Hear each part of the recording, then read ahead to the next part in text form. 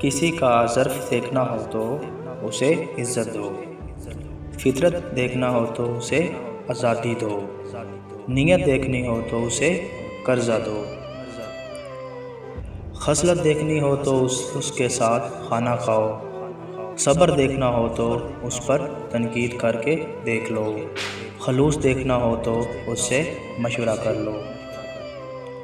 جس درخت کی لکڑی نرم ہوگی اس کی شاخیں زیادہ ہوں گی، بس میں نرم طبیعت اور نرم گفتار بن جاؤ تاکہ تمہارے چاہنے والے زیادہ ہو۔ جھوٹا انسان کی بربادی کا پہلا زینہ ہے۔ حضرت علی علیہ السلام نے فرمایا، زندگی جینے کے دو ہی راستے ہیں، بھول جاؤ انہیں جن کو معاف نہیں کر سکتے، اور معاف کر دو انہیں جن کو بھول نہیں سکتے۔ ہمیشہ ایسے شخص کو چناؤ کرو جو آپ کو عزت دے، کیونکہ عزت محبت سے کہیں زیادہ خلوص ہوتی ہے۔